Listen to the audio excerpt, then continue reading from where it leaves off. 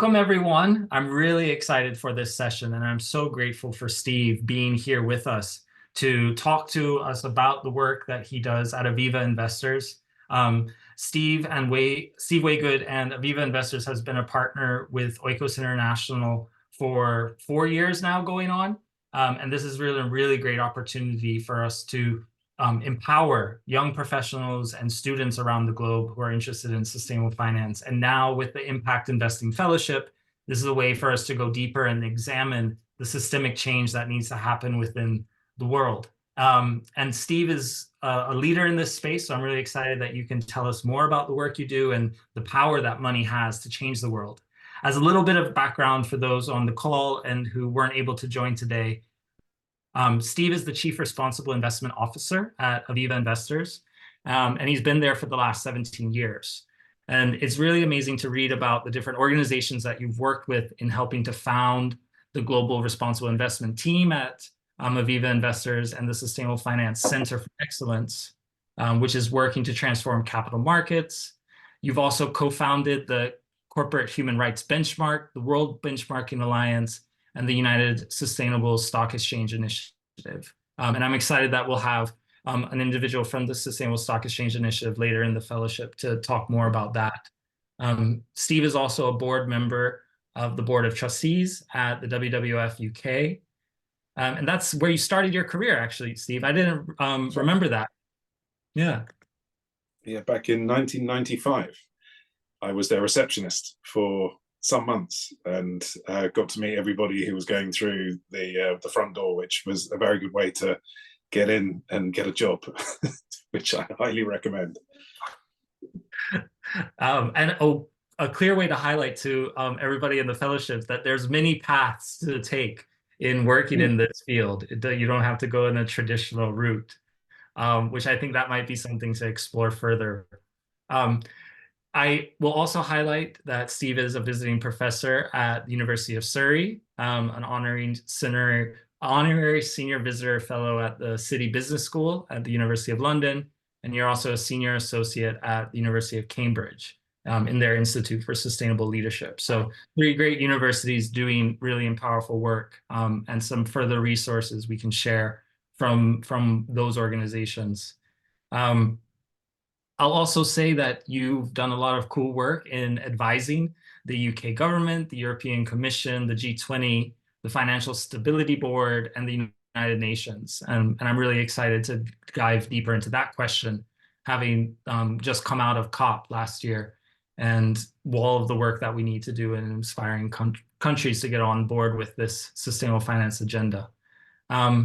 Yeah, I think I'll leave it at that. And I'll end by saying that you're speaking in your personal capacity. So the above organizations are provided for information only. And I'm excited that you're giving us your personal opinions on how we can have a part of this sector. So I'll hand it over to you, Steve, and let me know if you want me to share the slides or if you would want to. Thank you, Stephen. No, that would be great if you share the slides, and if I'll call you in a second and then we can go through them. But so just to say for everyone here, so pleased that we've been able to work with oikos for these 4 years. It really means a lot to me that people go through the right kind of professional development journey and that there's a connective tissue that makes sure that people thinking about these big questions are able to share solutions as well as challenges and ultimately support each other, because some of the questions that we're considering are really difficult, not just intellectually but also emotionally challenging, and we need to be able to look after each other. And so the way that oikos brings people together for these kinds of conversations I really love. So Stephen and the team, kudos, and it's a pleasure to have worked with you. So more generally, just to kind of provide those of you that haven't yet worked in the finance system some kind of purchase point on it, nobody that I've ever met understands the whole thing. It's too big. It's like trying to hold infinity in your head for any length of time. With 400 to 500 trillion sloshing around the system, no one anywhere in the world understands the whole thing. So when you approach financial institutions, perhaps worried that you don't fully understand what it is that they do, the chances are that there are a few people within the institution that even understand just them, let alone the whole system. So that's given that how much of sustainable finance is a system level challenge, very few people understanding the system is a problem. Very few people understanding how to harness it or change the policy incentives or change regulations so it becomes relevant to discount cash flow analysis. That's a problem. When people start doing regulatory impact analyses of policies before invoking them because they're worried about how the market will react, that's undermining the very purpose of the policy in the first place. So that you're seeing government policy, civil servants create incentives without understanding how the markets work, and vice versa. You've got people in the markets who are not really understanding what actually it means when countries sign the Paris Agreement or the Convention on Biodiversity or the Sendai Framework or any UN Disaster Risk and Recovery Framework. That's what the Sendai Framework is, or the SDGs. So you've got these huge debates where very few people understand both sides of the debate and the language, which is where you guys come in. You're hopefully in due course professionally going to be the translators to make sure that people who need to understand more about sustainability and finance and how they come together can be bold and brave and ambitious, recognizing that whilst now tens of thousands of people are talking about this, very, very few people have got a really clear vision of how you transition the entire financial services system into something that is sustainable. So it's quite a depressing way to start, but it means that you've got huge opportunities ahead of you. And as a career, this stuff is hugely interesting. The last 3 decades for me have been absolutely fascinating. And Stephen, thank you for the very kind introduction. It's been a real pleasure, a real privilege to be able to speak with so many people in positions of real power and influence to try and encourage them to change the system. And sometimes they listen and do it, which is amazing. So all of you, never underestimate the power to affect change that a few people working together can ultimately have. In fact, it's the only thing that ever changes the way the world works. A few people coming together with vision, with clarity, and with sort of suggestions for change. So I hope that makes you feel empowered rather than depressed, because ultimately it's big ideas and hard work that will change the system, which is what we need to do. So what I was hoping to do, actually one other thing, before I dive into the presentation, which is all about climate risk, which I think is the most material sustainability issue that we confront, the world's biggest market failure. One other thing I'll say is, for those of you that are thinking of jobs in sustainable finance after your research, consider this. When most of the industry that I'm in is seeking to exploit ESG information or sustainability information to generate an information advantage that enables us to position portfolios in a way that maximize long-term risk-adjusted returns.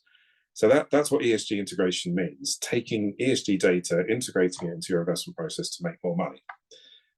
That's not a bad thing. That's a very good thing. And if it is a market inefficiency, trying to move markets so that they correct the market inefficiency, that ultimately will move more corporate practice in the right direction. But actually, from a sustainable development goal perspective, those SDGs wouldn't exist if they weren't market failures, not market inefficiencies, market failures. That means doing the wrong thing in the long term rewards companies. Or if you like, another way of thinking of it, a market failure is a current market left uncorrected leads to a suboptimal outcome for society. That's a technical economic definition of market failure. Now, the problem is, through the lens of the SDGs, most of the issues, most of the goals, measures, and targets, they're market failures, not market inefficiencies. So if you're trying to, if you like, have maximum impact through your career, you need to think about, on the one hand, that you're trying to make money from the problem, and in so doing, correct the problem a bit, or are you trying to stop the problem being a problem? and correct the market failure. And those are two different career paths, because one of them is more about advocacy, public policy engagement, engaging with countries, engaging with issuers of sovereign debt, engaging with financial regulators. That's the correction of market failure. Whereas if it's about exploiting market inefficiency, the careers ahead of you are more and that analyzing corporates, looking for material ESG issues, trying to get information advantage that you can then embed in a discount cash flow analysis that then you can engage with a company about to see if you can improve corporate performance. So I'm trying to encourage you to think about the whole sustainable finance profession as not one homogenous whole, but within it, you can focus more on corporate screening for ethical issues. You can focus more on corporate governance and be focused on voting, which is interesting, very interesting, but isn't perhaps the biggest problem of all, which is trying to ensure that we have a sustainable system writ large that deals with some of the very biggest sustainability challenges. Now, there are various things that I could talk about within this, but I've chosen to talk about climate change because it's the one I think that's best known. So what I'm going to do now is talk you through a little bit of the scale of the financial challenge, the scale of the, if you like, climate crisis from a science perspective. I'm sure it won't teach you much, but then go through what I understand about the financial services system at the high level and why it's failing to address climate change, and then look at financial regulation, and then start looking at it through a systems lens. So that's the kind of narrative arc over the next 20 minutes, 15 minutes or so. But before I go forward, Stephen, I could see there were a few questions, but obviously I've been talking rather than reading them. Is there anything at this point I should come in on? I think what might be helpful, because you've highlighted like this system being so complex, no one ever understands it. Maybe just as your own personal view, where do we start? Do we try to break it apart piece by piece, looking at it in a more individual way, or more holistically? Amer had shared with us that it seems like complications are reached because we work off legacy systems that people have little knowledge on. So I think that might be a good clarifying way of where do we begin? Well, here's where we begin, because that's the whole point of the next 15, 20 minutes. So thank you very much for that lovely segue. And the best answer, if it's okay, will be the systems diagrams. So yeah, I'm conscious that there's a disparate level of understanding. So what I've tried to do in 2 or 3 slides from now, there's some system diagrams about how the system is structured. And actually someone drew them for me relatively early in my financial services career. And I'm sharing it with you because it's not part of an MBA or a economics degree or a finance degree, but I'll show you the financial services system shortly. But Stephen's probably now's the time to queue up the deck. And whilst you're doing that, as I was saying, the next few slides are mainly science-based. So for those of you that understand anything of climate and the scale of the problem, please forgive me. But yeah, if you could go full screen or just go, that's great, Stephen, thanks. And the next one along, please. Now you can all read, so I'm not going to read the slide to you, but just to point to the top right-hand corner, which is the issue that really worries me. Now, what you're looking at is the science around climate change and what it might do to the food system, water system, what it might do to global infrastructure. But the real risk is that top right-hand one. There are risks everywhere here, but if 74% of the world's population will experience midday, midsummer, 20 days a year, for example, they can no longer live where they do without huge adaptation. If that's 74% of the world's population by 2100, if we hit 3 degrees, if that's where we're headed.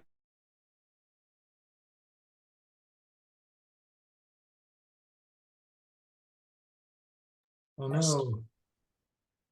Stephen, Just missed you just for a little bit there. Sorry? We missed you there just for a little bit. Okay. So I which little bit? You had just started to explain the top right corner, okay. worst case scenario. So let me go back there, Stephen. Thank you. So if 3/4 of the world's population at 3 degrees by the end of the century cannot live where they do today because the human body cannot function with the what's called the wet bulb air temperature, a combination of humidity and air temperature. If they can't function, they're either going to have to adapt with things like air conditioning, which of course can be done. But if it's 3/4 of the world's population, let's say it's 10 billion people, which is a conservative estimate by the end of the century, we're talking about roughly 7.5 billion people. Let's say 5 billion of those can afford air conditioning. There's still 2.5 billion that can't. And I imagine that significant numbers of those are going to actually need to migrate. And that will mean geopolitical tension shoots up. And you've seen Syria and the civil war, roughly 20 million people migrate across Europe. That destabilized Europe seismically. It arguably led to Brexit. It certainly is. It meant that Angela Merkel's tenure was shorter than it otherwise would have been. There were loads of other geopolitical issues that happened across Europe. That's just 20 million people.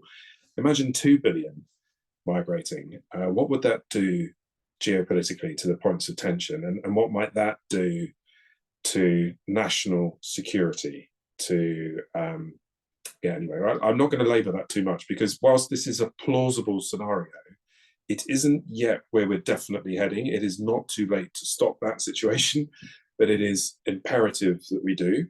Good news is there's been a lot of innovation and a lot more investment in renewable energies in recent years than there has been in decades prior. We're now at the point where there's approaching 2 trillion of capex in renewable energy and nuclear, whereas it's about 1.2 trillion in fossil fuels. There's been an inflection point in the last 18 months where renewable and lower carbon energy generation has finally surpassed fossil fuels. So this is good. We are an economy in a state of transition, but not fast enough, as you'll see on the next slide, because as of the last 3 or 4 years, you've been able to calculate the implied temperature change of markets. These are Morgan Stanley Capital International, MSCI data points. And if you look at the proven and probable reserves of the oil and gas sector and you burn them and then add that to the coal, you can start to see what the implied warming potential or the implied temperature change of different markets is. And I think the one that makes most sense is the global one at 2.7 degrees. You'll all be aware that we're at roughly 1.5 degrees warmer than the industrial average, the pre-industrial revolution average. So to be heading towards 2.7, it's unconscionably close to the 3 degrees scenario where 3/4 of the world's population would be finding it difficult to live where they do. So we're in a situation where the markets are currently rewarding a level of fossil fuel consumption that ultimately will cause geopolitical stability issues, and therefore, I believe, financial stability issues. And if I have the next slide, please, Stephen. Those issues will harm and help, but mainly harm, the insurance sector. Bear in mind that for many markets, insurance defines the market. Things like, for example, road safety or home building standards. Those exist significantly because the insurance sector was encouraging governments to make sure that what we did in our home and in our car was a risk that we could calibrate better. And now I think we're getting to the point where the insurance sector, which is, you'll be aware, for every house mortgage, for every home mortgage, there needs to be home insurance, so the bank knows that their collateral will be repaid if the mortgage stops being repaid and the house is burnt down. So mortgages require home insurance, but if home insurance costs 2 or 3% of the house price because the risk is so high, I think the vast majority of people wouldn't be able to afford it. Insurance at the moment is about 0.1%.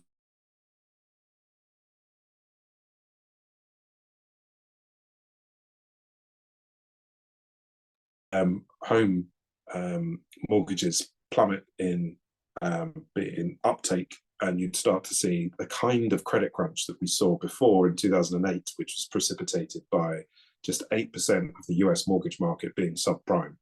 We're talking about a situation where every mortgage market could become subprime, and it's not the kind of thing that you can just bail the banks out of by adding capital. It's a permanent increase in risk from the climate crisis. So this is big stuff. So that's why we, as one of the world's biggest insurance companies, are concerned about the climate crisis. There are other sustainability issues that I mentioned earlier. Nature loss, antimicrobial resistance are among them. But this one is the biggest, and one that is still something that we can definitely do something about. It is not too late. That's a really important message. So I'm going to go through now the financial services system, and then a little bit on the financial regulation of that system, and then we're going to dwell on what we might do about this. So we did this diagram with the European Political Strategy Centre about 8-9 years ago. It precipitated the high-level expert group on sustainable finance, which I served on, and the Sustainable Finance Action Plan, and we were trying to encourage policymakers in Europe to understand the financial system. So that's why it's Euros. Now, people are everywhere, as you can see, but particularly on the right and left, where they're consumers of corporate products. They work for companies on the right, and they're also individuals who invest in the system on the left. I'm going to go from the left to the right, just for the sake of starting somewhere. So individuals invest in a pension, let's say, or they might invest in a special savings account. ISAs is what we would call them in the UK, which are retail products. But those asset owners, let's say it's a pension, those pensions in many markets will have trustees. Those trustees secure advice from the investment consultants, which is the next stage down, going from the left here. And those investment consultants like Hymans Robertson, Cambridge Associates, Hewitt Bacon and Woodrow, Lane Clark and Peacock, those investment consultants are unbelievably important. They are hugely influential, and they in the investment market, and they define really which fund managers the asset owners choose to run their money. And normally it will be choosing a range of fund managers who are ideally the best place to run the particular parts of the sub portfolio. For example, you might have one fund manager running the real assets, the infrastructure, the property on the one side, or you might and another fund manager running UK portfolio of equities, and then a third fund manager running a US, and a fourth one running emerging markets. That is not at all uncommon for very large asset owners, but the investment consultants really, they run the tender process, they call the shots, they make sure that the fund managers are held to account by the asset owners. Now, those fund managers in turn buy and sell companies that were brought to the market, brought to the stock exchange by investment banks, also known in this diagram as sell-side brokers. Those investment banks, their job is to advise particularly the CFO and the CEO of companies when to come to the market, when to issue new shares, what debt to look to raise, how to minimize their average cost of capital. And the job of the investment bank is to advise us as fund managers who to buy and sell. They're also there to help execute the trade, and they also advise the listed company. They also underwrite new shares when they're brought to the market. Now that's a little bit about how the system connects listed companies through to you as individuals. There's credit rating agencies around that, data providers. You can talk about things that are traded off exchange, but mostly this is how large institutional investors around the world are structured. And many politicians that I've met haven't a clue about the difference between an asset manager who run the money and an asset owner who own the money. And they wouldn't know where an investment consultant began and end and what an investment bank did in comparison to them, but you now do. So you can start to see how the different institutions along the supply chain of capital operate. But just to dwell from a sustainability perspective on their time horizons, you might be investing in a pension for the next 30, 40, 50, maybe 60 years, maybe even more. And so when you gave it to the pension trustee back at the asset owner, you'd hope that they'd have that time horizon. Sometimes they do, but most often they're appointing investment consultants on a 3-year contractual basis. The investment consultants advise them quarterly. And if the fund manager's performance over the space of a quarter, a half year or two is worse than the market, you would imagine a new tender, a new issuance, another fund manager being brought in to run the money. So your 50-year time horizon has collapsed to maybe 5 years at the investment trustee level, to maybe 5 months at the investment consultant level, who's always looking for opportunities to run a new pitch because they get paid 10 times their retainer to look for a new fund manager than they do to be retained with the existing fund manager. It's obviously a lot more time and effort to do a search for a new fund manager. So they're often looking to, I've heard people in the industry call it chase ambulances, to look for new business. Now, this bit of the challenge, as soon as it hits fund managers, I've got colleagues here who are running billions of pounds. They know on any given day how they're performing against all their peers. They can click a button, they can see how they're doing against the benchmark, and depending on the kind of fund they're running, they might be able to see how their peer group is doing, and they could certainly see how much money they've made or lost for their hundreds, thousands, or tens of thousands, possibly even millions of clients, depending on the kind of fund you're running. And if, just for a second, imagine what that's like. If you've lost 10 million on a day for 1,000 people, and that's their future retirement pot, that the kind of mental challenges, what does it do to stress? What does it do? The human nature. Somebody's going to go home having had a very bad day in those circumstances, but it can happen quite routinely, just as the opposite does too. And obviously, everyone who runs money is really trying to beat the market, but equally, obviously, not everyone can beat the market because it's an average. So being able to consistently outperform the market for the long term is the dream scenario and extremely difficult. So what I'm beginning to get to is the incentives. Your 50-year time horizon can collapse to maybe 5 days at the fund manager, certainly 5 months. And then at the stock exchange level, and here's where it gets really hard, stock exchanges used to be quasi-regulators. They were the ones that controlled the standards on the market. They maintained the issue of the listing of shares and could tell you the share price. Most of those stock exchanges over the last 150, 200 years have become for-profit enterprises, and they've then listed on their stock exchanges themselves. So the actual stock exchange is something you can buy as a business on the stock exchange, which is completely legitimate, but is intellectually quite difficult to get your head around. And then they've started to make more money through transactions. And obviously, the more transactions that take place, the more money they make. And then they've rewarded their executives for total shareholder return and earnings per share.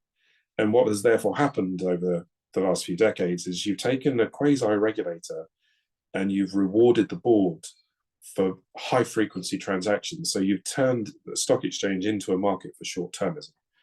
And now an enormous proportion of the transactions on most developed market stock exchanges are high-frequency transactions where securities are bought or sold within a second, and at scale.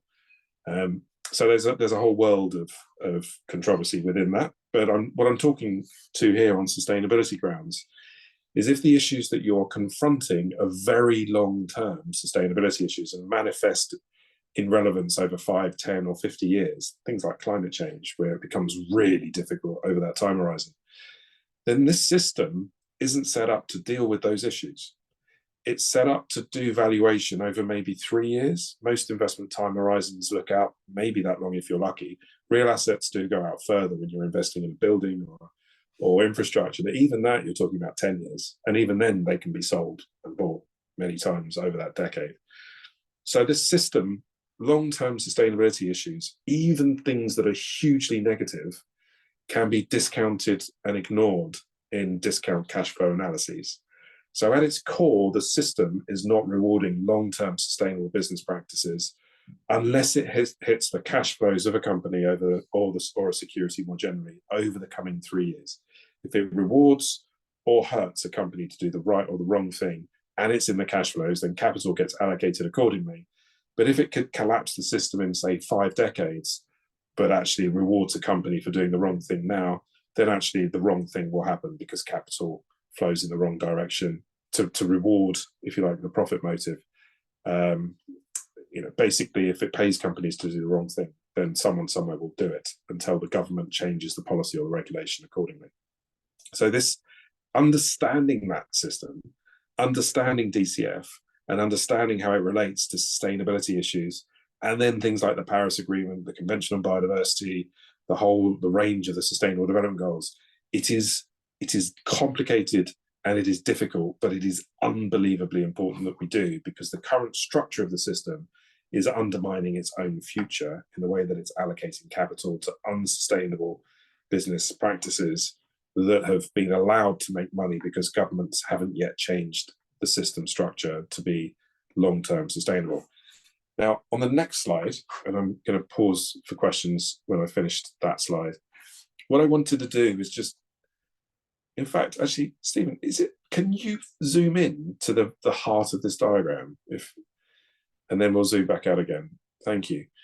So the bit of the system I just took you through, if you look at the Venn diagram in the middle, there's 3 pillars of finance: banking, insurance, and investment. Those 3 pillars all facilitate all the real economy transactions that are, if you like, in the legitimate economy.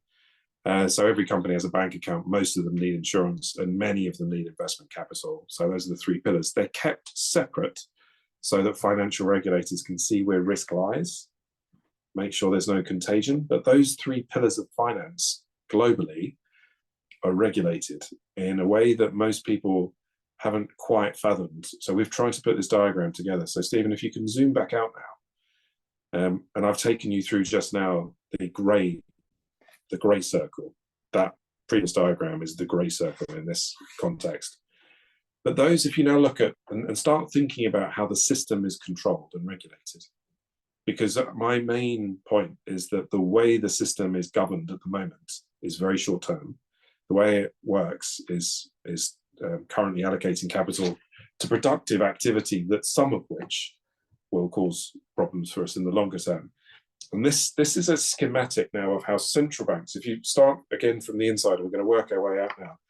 They're going to, if you like, the velvet layer here, the finance ministries, the market securities regulators, the pensions regulators, the prudential regulators that look at financial stability. They all operate firstly at the national level, mostly controlled within the finance ministry.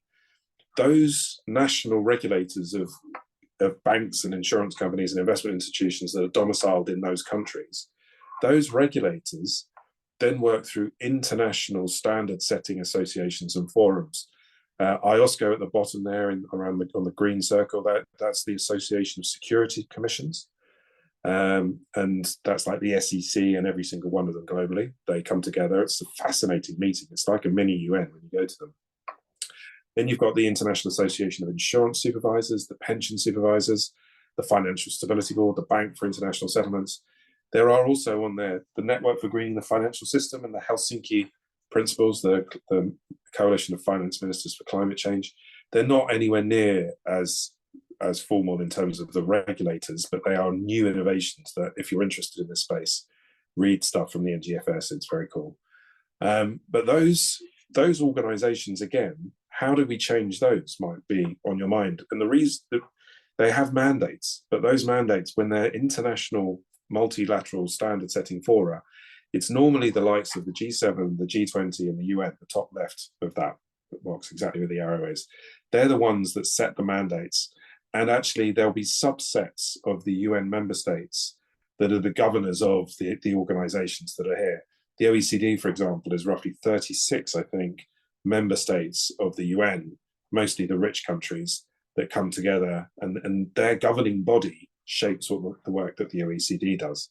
So what you're beginning to see here is, if you're going to change the way the financial system is governed and regulated, how to go about doing that.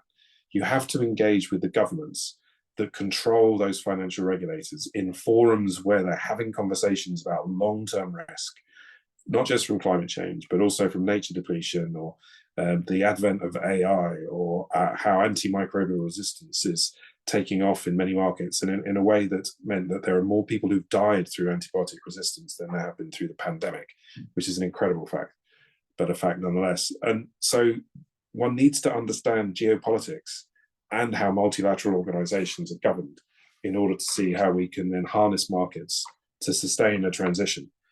And I'm going to conclude on this before I open up to Q&A. I haven't seen any institution in the world, not at the UN, not at the G20, not at the World Bank. I haven't seen any institution with a vision for how private finance can be harnessed to deliver the Paris Agreement or the Sustainable Development Goals or the Convention on Biodiversity. They all talk about the need to harness private finance, and actually probably 90% of the challenge plus is going to have to come from private finance, because countries won't be able to afford to fund it, nor will the development banks. But to say that's, if it's just climate change, 4 to 6 trillion a year needs to be mobilized. Let's say it's 5 trillion of that is private finance. That's in the order of 30 times what it took to put a man on the moon in current prices. That was a 10-year program, and we need that 30 times over every year for the next 2 decades. So you would expect there to be a vision. You'd expect there to be an institution somewhere here that helped facilitate the transition, help those that govern the system to help transition it to be more sustainable.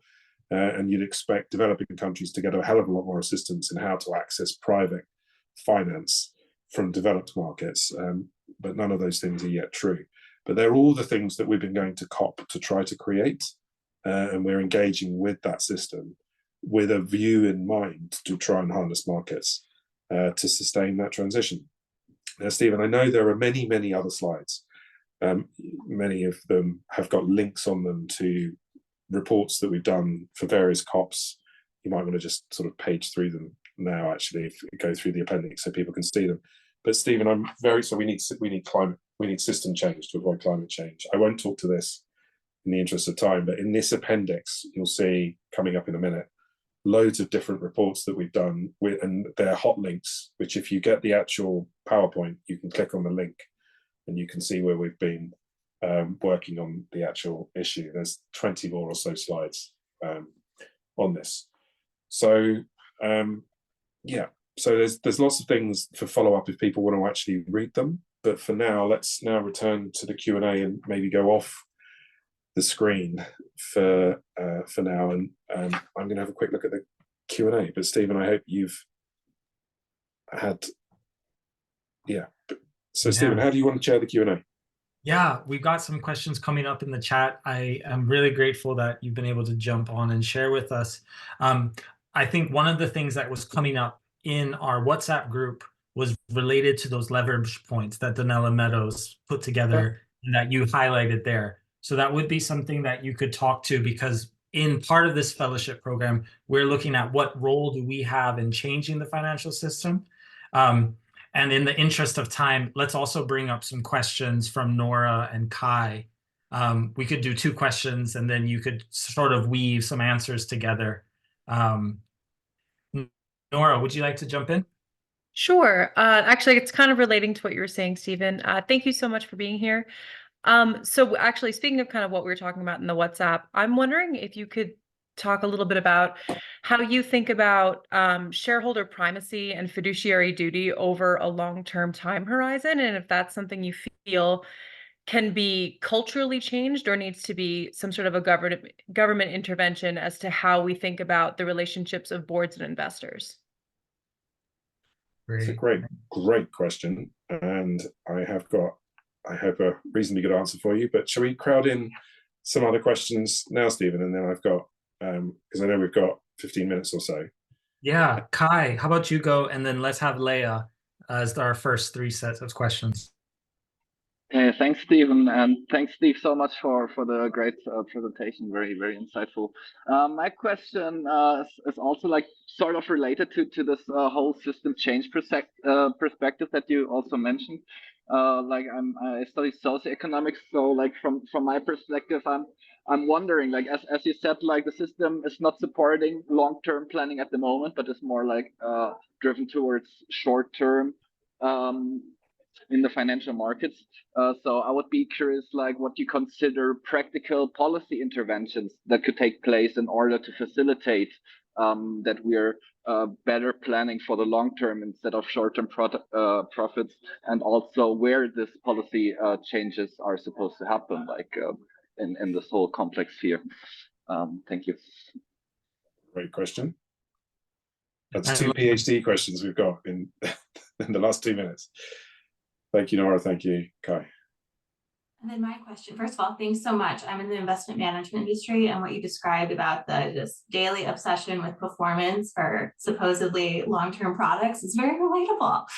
What I was interested in is you kind of mentioned activities at COP, and I know it's not possible in this time frame to go into detail, but just I know I hear, and I'm sure everyone on here hears a lot about kind of the big picture outcomes from COP, but like to understand like these little negotiations that are going on, like how is like the actual change getting made would be interesting. Wow. Okay, there's a colleague is doing a PhD on that at the moment, so I'll try and give you a sketch of that, Leah. Shall we? There's one more question, Stephen. Yeah, Camille.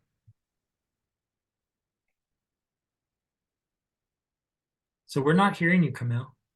Hi, Steve, Go thank ahead. you so much for this. It was quite interesting. My question, I'm joining from India, and I sort of have a macro question. So to sort of regulate capital through financial institutions, the way I see it happening is that financial institutions can only transition if corporates transition, and corporates can easily externalize the unsustainable elements towards from their supply chains towards the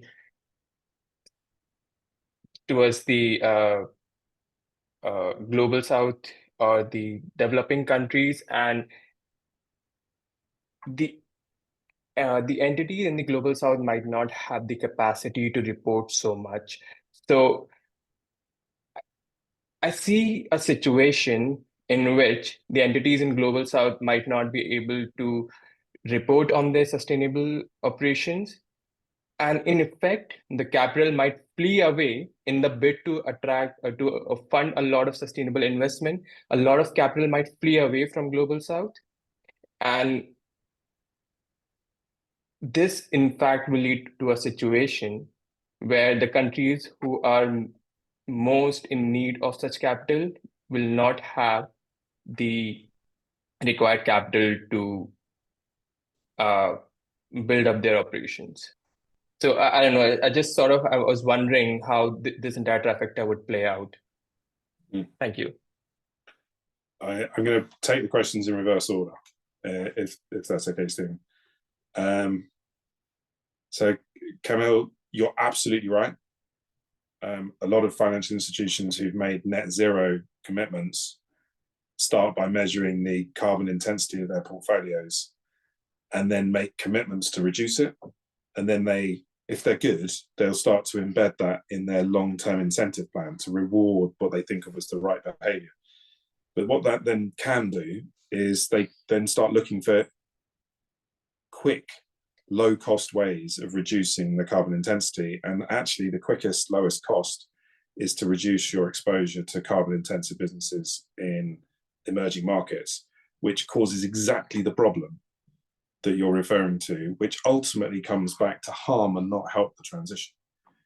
So I think there is a new paradigm that we need to imbue within the whole financial services industry globally, which is that it's in our financial long-term economic interests to transition capital into emerging markets so that they can transition in a lower carbon way. Ultimately, otherwise it undermines our own economic growth. So there is an economic case, it's almost like beggar thy neighbor in global trading, that hasn't been made, not by the Department for Economic and Social Affairs, not by the UN Conference on Trade and Development, not the UN Development Programme, the OECD, the World Bank. They haven't made this case yet, but it is there to be made. And some of you will remember the Stern Review, and I'm trying to catalyse another version of that, which makes the case, Camille, that you refer to, but it is a very real, tangible problem. And actually, it's happening already. And worse than that, for emerging markets or developing economies, depending on which lens you use, they actually tragically are also the countries that are most exposed to the physical risk from climate change. So if it gets harder and harder, more expensive for them to adapt because their credit rating is going down, they're becoming more risky because of physical risk. As stock exchange, as credit rating agencies assimilate that fact into their credit rating, it will get even harder for them to adapt. So this isn't a just transition. It's very unjust, and nevertheless is happening. So how do we deal with that? Partly by asking the question, making the point, changing the paradigm and the narrative, and getting the UN.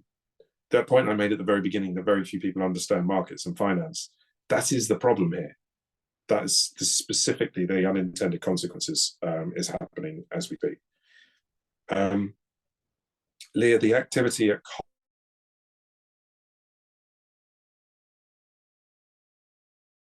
you who works in finance already, and Leah, I heard that you did, you'd be very welcome to come to it. It's a kind of learning and sharing forum, which Steve and I'll give you the kind of, if you can collate people who are interested in joining, as I say, people who are professionally working in this space already. And it's a conversation with lots of people who are trying to do what you described, Leah, come together to just share ideas and collaboration. And sometimes there are pearls of wisdom that lead to changes to the outcome negotiating document. I've seen it happen 3 times.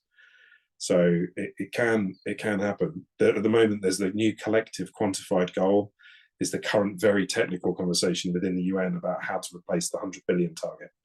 And there is one of the links of those slides that Stephen was paging through. One of them, if you Google Aviva Investors and tipping points, that was our COP28 report. Act Now was our COP27 report. And then we had an OECD white paper for COP26. They're all in the links from the slide deck that Stephen will share. But as you said, Leah, it's, we need a kind of hive mind.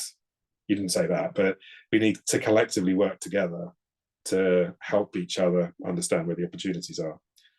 Kia, the short-termism in financial markets, if you look at the business models of those institutions that I was highlighting, they all make more money through short-termism. Stock exchanges, as I described, it's high-frequency trading, fund managers, they have got a longer-term time horizon, but they're obviously rewarded on a quarter, on a year, and maybe 3 years. So that's still short-term. Investment consultants, as I mentioned, they're looking for every sort of 2 or 3 years a new fund manager. And then at the other end of the spectrum, investment banks, well, they make more money from transactions, just like stock exchanges. So they're also a high-frequency business model. So how do you change the business models are a problem? Then you've got the rewards and incentives for the way people are paid in those different institutions. And then you've got the regulations, and they compound each other as problems for short-termism. So we need to intervene, Kia, at that system level and understand, for example, if a stock exchange is listed in the UK, they should produce a remuneration report. And I'd love to see investors engage on the vote on the remuneration in terms of how it should be structured to reward long-term practice, and to do that globally, not just in the UK. But I haven't seen anyone, and maybe this is a call to action for academia, but what would you do? How do you reward, how do you make sure that people are held to account for delivering the performance that's required, whilst at the same time making sure that we deal with short-termism? There's a real double-edged sword to that, because all of you will care about your pension returns, and you care about a sustainable future. So how do you make sure that fund managers are rewarded for that long-term practice? So that's here where you are, I think, intellectually engaged. Business models, incentive structure within the institutions for individuals, and then the regulation. And then Nora, shareholder primacy and fiduciary duty. I fundamentally believe in shareholder primacy. The way the markets were originally designed was to empower the shareholders to know what the companies were doing, so that they could use their moral conscience as well as their business understanding to govern business. That's the way the stock exchange was created in 1802 in London, and it was inspired by Adam Smith's invisible hand, as well as his theory of moral sentiments, which has been forgotten whilst Wealth of Nations has been broadly remembered. The problem at the moment with shareholder primacy from an ethical perspective is the people who have the ethics, which is the end customer, tend not to understand where their money is and how it's been deployed, and how to hold that business to account for good governance and good ethical standards. So I think shareholder primacy is broken at the moment because the shareholders don't know they own the businesses, but nevertheless the institutional market works. And I think fiduciary duty is thought through a lens that's way too short term. Fiduciary duty means basically looking after the best interests over the long term of the beneficiaries. And those best interests aren't supported, aren't furthered by investing their capital in areas that will destroy long-term returns, but make short-term returns. And I think there's been a huge amount of confusion. As a totally different aside, as important in Europe, as important is not just fiduciary duty, but the duty to maintain the integrity of markets. And we have a duty as a fund manager to help regulators ensure that there is something called market integrity. That normally means not front running, not insider trading, not being unethical from that perspective. But I believe that sustainability issues will harm the structure and integrity of markets. So we as a fund manager should be encouraging regulators to deal with those more than we have. And as a closing point, Stephen, because I'm conscious of time, I am absolutely convinced that our industry, banking, insurance, investment, particularly investment, we have an opportunity to be as good at macro stewardship as we have become in the last 2 decades of micro stewardship. So not just engaging with companies, but engaging with those that structure and govern the system, not just engaging with companies, but engaging with countries, and doing that at G7, G20, and the UN General Assembly. And we all need to collectively raise our game, because there is no point engaging with a company in the presence of market failure. It will reward it to do the wrong thing. You need to change the market failure, and that's the job of governments, not us. But we can encourage them to do that job a whole hell of a lot better than they have, in everyone's interests, not just our clients, but everyone. Back to you, Steve. Thank you so much, Steve. We are mindful of time, and I am sure you'll have to go, Steve, as you're busy. But we are really appreciative of all that you've brought for us. There's a lot of continuation of conversation in the chat, some further conversations and questions coming from the group. And I just want to say thank you so much for spending the time to walk us through the presentation and really dive into the need for systems change within our work. Really appreciate that, Steve. Well, thank you, Stephen. I've just been skimming through the chat as well, so thank you for all your kind comments. And there's a few hand claps coming up as well, which is nice. Sorry to the one person who wanted to ask a question, but we didn't have time for. But Stephen, let this be the first of future conversations. And I will, that international platform for climate finance, if people want to come, you'd be very welcome. If you work in a financial services firm at the moment. Stephen, back to you. Great, thank you. Yeah, I'll message you after this for that resource, and we'll be able to share that out, plus the slides and all the materials that we've been working with. If you want to stay on for a little bit afterwards and continue this conversation, I'll keep the room open, but let's give Steve another thank you. Appreciate you giving your time to be here with us. Take care, Steve. I really appreciate it. Yeah, well, it's been a pleasure, and good luck to you all with your research and your work, and we can talk about perhaps reciprocally that another time. Yeah. That kind of thing. Okay, well, take care all. Good luck. Dream big and act bigger. Bye-bye. Bye. Thank you, Steve. Bye. Great. Thank you, everyone, for having this conversation. I thought it was really, really informative. And I saw in the chat that some people really felt like this kind of brought the industry together, right? Him giving that high-level overview. And I'm really curious to see and hear your own thoughts. Like, what were some reflections that you had coming out of this call? And Anna, I'm sorry that we didn't get to ask your question there at the end. Steve is a very busy guy, so maybe you can start. What was something that you were curious about? So what I'm curious is, working in the oil industry, what I've been seeing in 2020 seems everything was changing in the right direction. 2023 came in, and then the inflation, right, make us switch. Not necessarily, it shouldn't be that way, but we want to change the industry, and the projects that we were working towards making a change stop being interesting because we don't get the support from our investors, right? Our shareholders. We start getting more push towards delivering on the short term, which was what it does is we focus more on oil, which shouldn't be, or hydrocarbons, right? Instead of going through, yes, let's go to renewables, let's go to nature-based solutions, let's try what we do with the chemicals. So my question is to Steve was, okay, what can we do to change the market? Because now we are going backwards. It's not happening only to one company, it's happening to many, to the major oil companies. And the idea is how we can make the change effective in the long term without taking that money that is producing right now, but let's invest well on something that in the future will not generate this amount of CO2 emissions. Yeah, well said, Anna. Maybe Shireen has the answer or would like to share something else. Yeah, I was actually going to say something about what that same issue. Like, I worked in the corporate world before on it was like a do-good project, but you have all this pressure when you're inside a company to like go along with what the senior leaders want and what investors want. However, what was really helpful for us on the inside who wanted to create change was outside pressure. So companies are very concerned about reputational risk. So I thought it was interesting when Steve was talking about you can be on the advocacy side or you can be on the investment side. I think that's can be a very symbiotic relationship.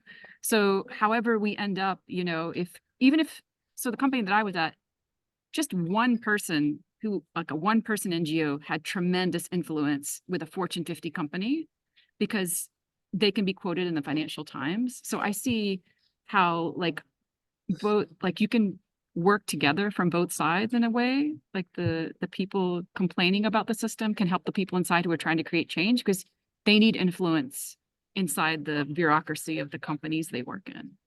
Yeah. And to your point, Shireen, I really appreciated him highlighting how we have to have this sort of mind shift where shareholders understand their power and understand how they can hold corporations to account. And in the folder that I had sent with additional materials on Aviva Investors, there's a case study on just that from Harvard Business School on divestment. Steve Waygood wrote that with the lecturers at Harvard to illustrate how they use divestment in their own portfolio to try and make change happen. And it's not an easy solution. Divestment may even be something that just like allows actions just to continue on and doesn't make as much change happen quickly as we need. But that's one of the tools that they are using to do that. And the other one that he highlighted that we didn't get to spend a lot of time on is that shareholder advocacy, where you within the shareholder ownership model can help to make change happen in organizations. So you saw that on ExxonMobil, where engine number one was able to put climate activists on the board of on ExxonMobil to try and make change happen. And what Exxon has actually done now is go back and sue those shareholder activists and say their actions were contrary to the business model. It was detrimental to the profit making. So this is something that's playing out in courts as well, of what rules do shareholders have, what rights do shareholders have in making change possible. It's not an easy answer. Yeah. Would anybody else like to share a reflection from the call? Yeah, I thought this was actually very insightful, and all of the materials was actually very, very interesting. I think one thing that really stood out to me was actually the social license to operate. And I think that really touches on kind of shareholder advocacy, and then also I think in one of the articles that you had sent, I think it was maybe the Harvard Business Case Study on Aviva Investors. I think he was saying that as a company, they're trying to expand what that looks like, what the social license to operate really includes. I think a lot of companies are operating under the standpoint that a lot of these issues are not the responsibility of the company. And so they're being pushed by activist investors to kind of include a lot of these issues. And I think for me, what was actually the most insightful was him kind of separating out, explaining a market failure versus market inefficiency. I don't think I had ever really thought about it like that.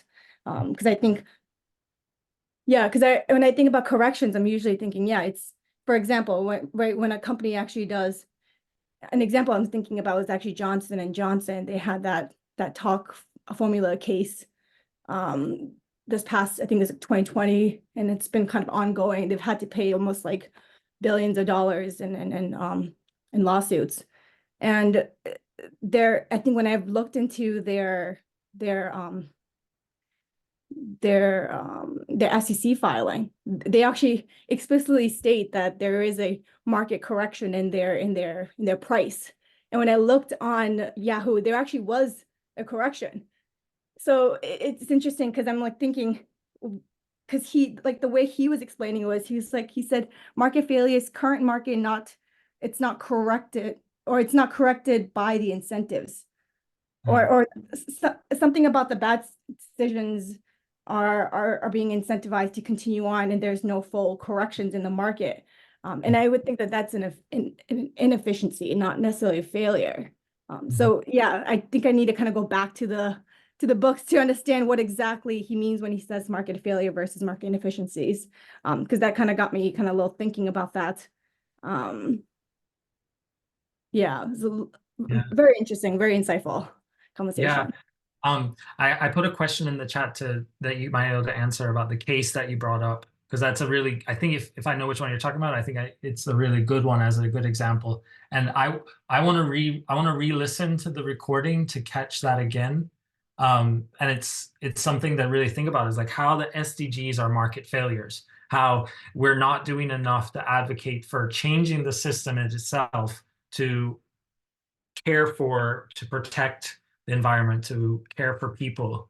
And that's part of what I understood it as. Maybe Katya has something to add on how she understood it. No, it's actually not on that issue. So if Nora has something to add directly to that, I would let go Nora first.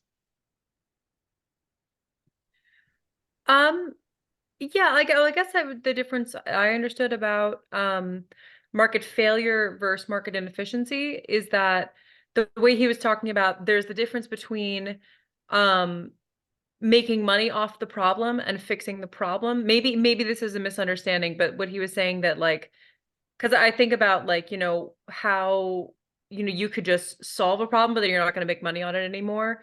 But that's a market failure, because then the problem is just never solved, as opposed to a market inefficiency is where you make money continually off a problem. We could call that climate adaptation efforts, like raising all the buildings in Miami while still allowing the sea to rise. Like that would be that, as opposed to like fixing the rising seas. I don't know, that's how I understood it, but that could be a misunderstanding. Yeah, Just when you said, it made me think about, actually, I was going to say, just when you said that, it made me think about, I think in the article, they talk about he could have shorted Vendetta, and then in order to gain profit from what was an inefficiency, but instead he brought it to the shareholders and actually tried to advocate for change. So yes, I think that actually makes a lot of sense. Kind of market failure versus inefficiency. Okay, sweet. Thank you.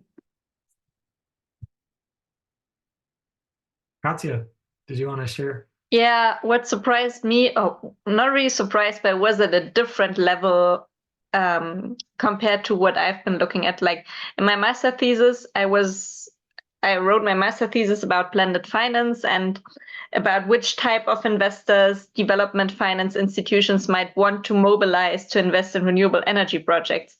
And in one paper, they made the argument that, pension funds are a perfect target group or institutional investors because they have such a long investment horizon, because the people who invest in these funds have a long investment horizons. And now Steve just said, well, but actually the people managing these funds have like very, very short-term horizons. So this mismatch between what from a macro level looks logic, that they might be interested in sustainability, but then inside the pension funds doesn't translate into incentives, was very interesting for me to see. Yeah, and for me, that's one of the key things that he highlighted at the end there of what how do we move forward? There needs to be a lot of engagement on business models and how do we make changes there. And then the second thing he talked about was the incentive structures.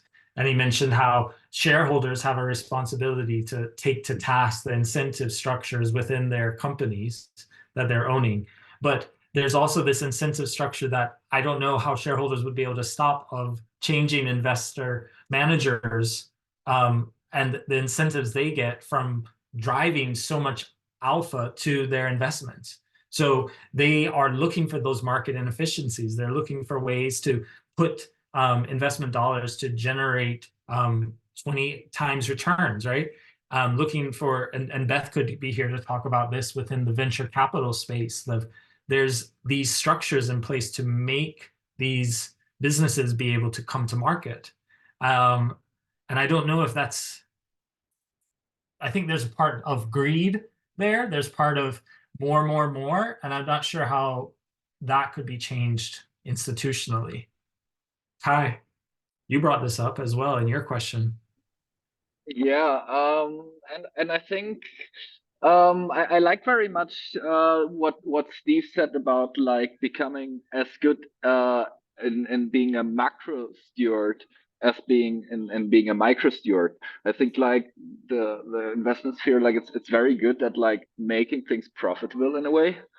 And sort of finding ways to diversifying risks, finding new domains of investing, and sort of like increasing the pie in this like standard economic saying. But I think what is just as important for those investors, I apologize if there's some background noise as I'm in the cafe,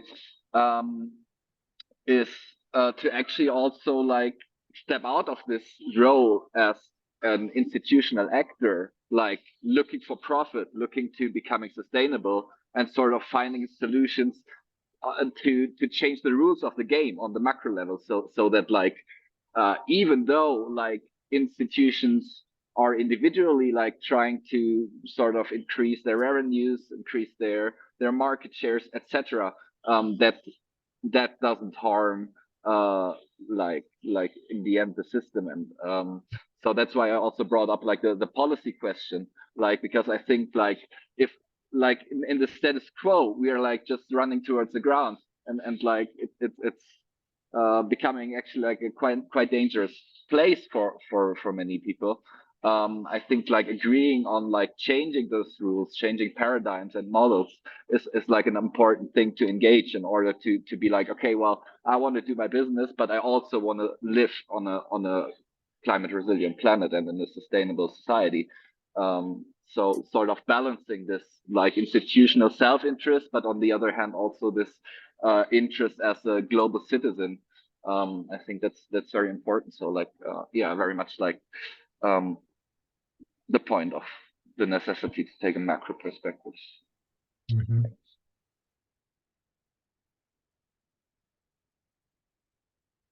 Very much so.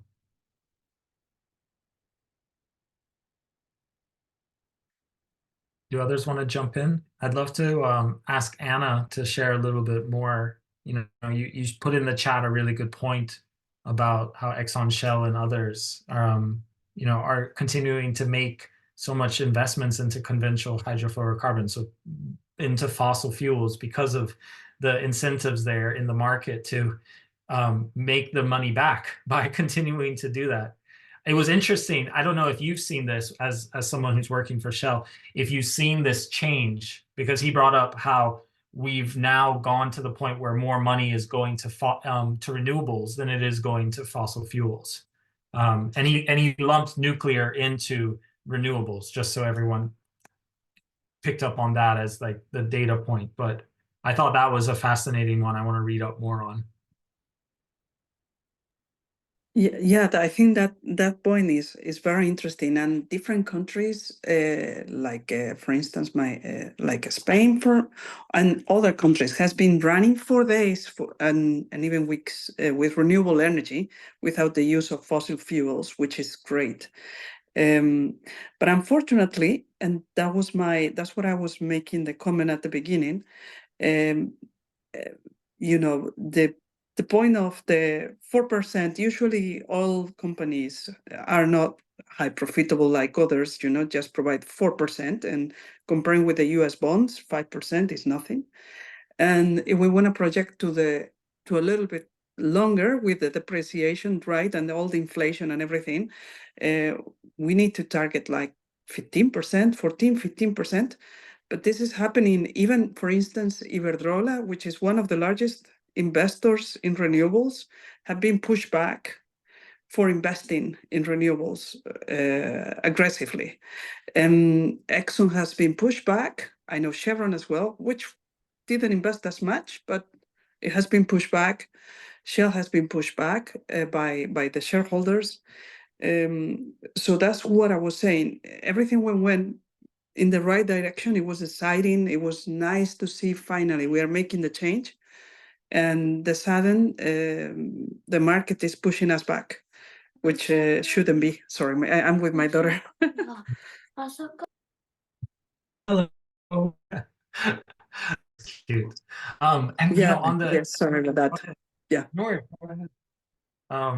I think one of the other things related to the market changes that has happened is there's no pushback against companies for price gouging. So during the pandemic and in 2023, we saw huge inflation, partially because of companies raising prices because they could, and there was nothing to push back on them. So you can see this in the grocery stores with shrinkflation happening.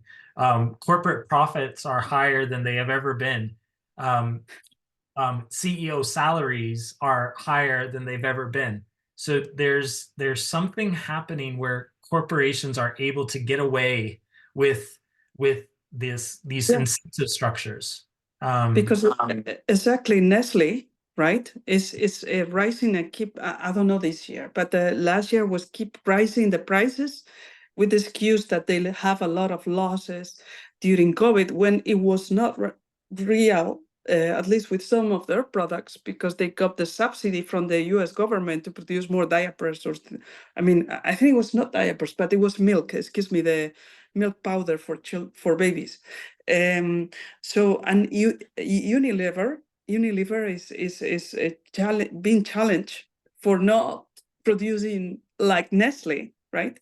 So it's yes, when Stephen was mentioning about the governments, putting limitations to this, that will be a great help for sure.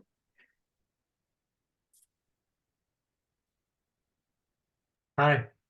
If I may jump in, yeah. So for me, like it's very insightful, like to hear the perspectives from Anna. Like, it sounds for me like this is a very huge prisoner's dilemma, where like companies that are trying to become more sustainable, which is at like apparently like less profitable than doing conventional business with fossil industries, that they are getting pushback from the shareholders. So like the point that was raised in the WhatsApp group about like shareholders and stakeholders, for me is I think a very important conversation to have, because like if companies are sort of locked in by the shareholders' interest, who always look for profit. So like an individual company cannot like become too progressive, because otherwise like the funds will go away. They will just shift to other businesses which are willing to still make profits at the cost of the planet. So this seems to me, for me, like a prisoner's dilemma for which we have to collectively find a solution. Because like for those who are not like familiar with a prisoner's dilemma, it's like if everybody follows their self-interest, it's going to lead to the worst possible outcome. While actually, like when people work together, they could reach the best possible outcome. So, yeah, like. I still don't have like the policy solution or the way on how to get there, but I think it's very important to be aware that like this shareholder orientation is actually a big part of the problem, because this is creating the forces that are locking companies in. It's not like companies deliberately say I want to do that, but it's like if they do too much good and it's not profitable enough, then they're just running out of business because they're getting a lot of pushback. That's at least my outside perspective from Anna, what you shared right now. And I would be highly interested in possible solutions or ideas on how to solve this dilemma.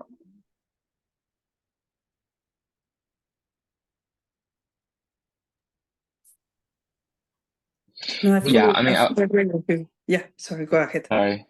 No, I just want to echo what everyone said earlier. I mean, I currently work for a shareholder advisory firm where we engage with companies on behalf of the shareholders, and we have an emphasis on ESG.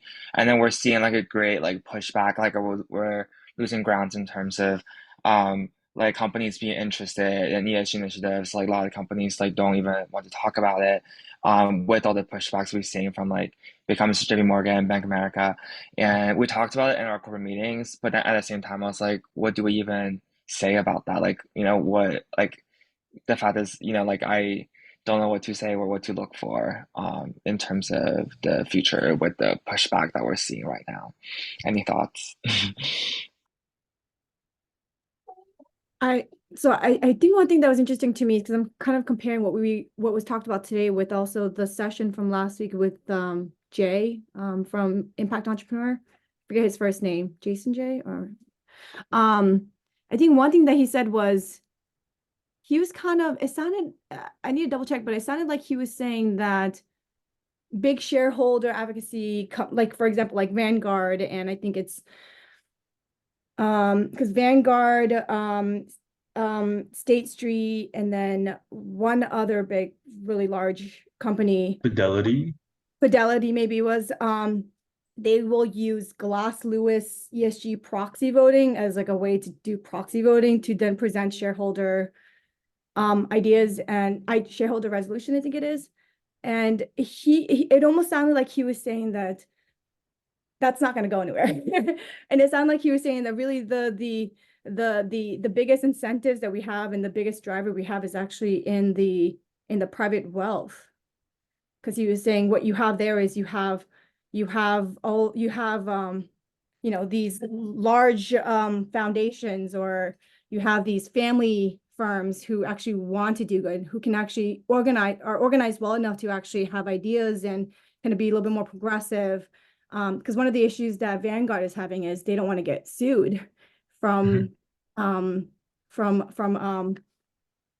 I don't really know the terminologies, but they don't want to get sued. So they're afraid of kind of, taking on a little bit more progressive ESG issues and kind of advocating for them. Whereas when you're thinking about wealth management, you have families who are, cohesive enough, they have an idea and they're kind of pushing forward, and they can kind of do that without as much work or as much legal concerns.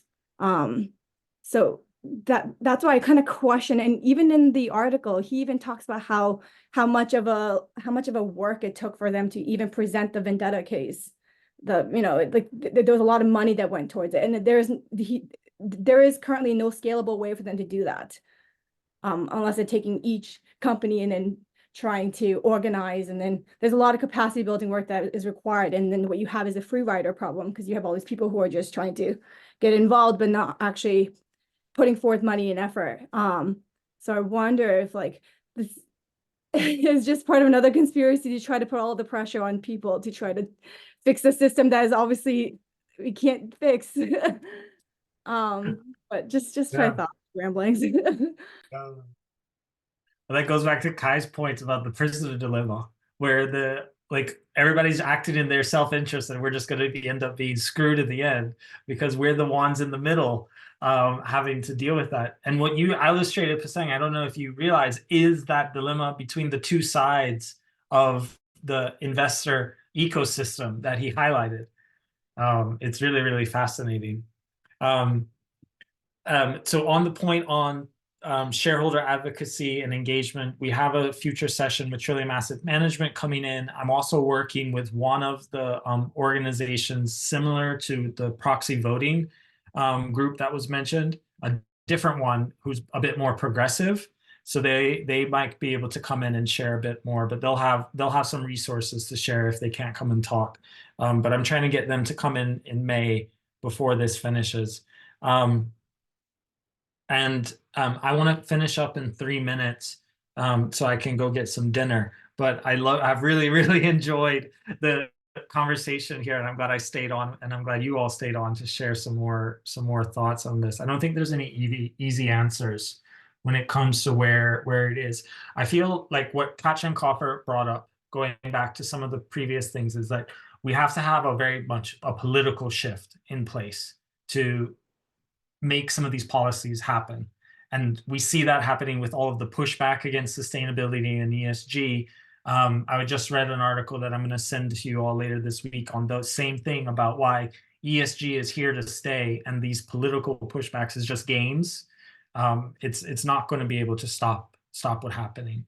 And then there's this issue around incentives, which I don't know if there is a policy answer, but something has to come in. And you've tried to have that in the UK with limits on the bonuses that they got out of the financial crisis, and to hold some of the companies that profited from the collapse of the financial system to account. But that's really tough. And then it's it's been almost 20 years from that crisis to finally have some solutions to it, or to have held some people to account for it. Yeah. Any final thoughts as we wrap up here? It's really a really nice conversation. Not much, just really appreciate this conversation. It's been very insightful. Yeah. And nice to know that everyone's kind of feeling the same confusion and excitement, and it's a mix of emotion. Yeah. Yeah, maybe adding up on that, also huge thanks, Stephen, for organizing this. I was just typing in the chat. I think even though we don't have the solution, I think it's so important that we have this conversation, and that we're like pointing out the problems and exchanging perspectives on what is wrong currently. Because without us like pointing our awareness in this direction, there's also no way that we will be able to find those solutions at some point. So I think it's so important that across industries, across the perspectives and like academic backgrounds, we are discussing what is currently happening, and hopefully by that we are able to like drive the shift and sort of turn around the current trend. So thank you so much for organizing this session and so many other valuable sessions. Yeah. I was just gonna say, like, I think it would be really cool to bring in someone in the policy side or international policy side even, just to hear, because like I think Katrine, who's from the academic side, and now Steve, like on the private market side, like both mentioning that policy is kind of like the limiting factor. So yeah, I think it'd be interesting to hear from their perspective, like what changed, or what, give more detail into like what limits them from creating this change. Yeah, good point. I'm gonna look on that, Aaron, see if we can find somebody.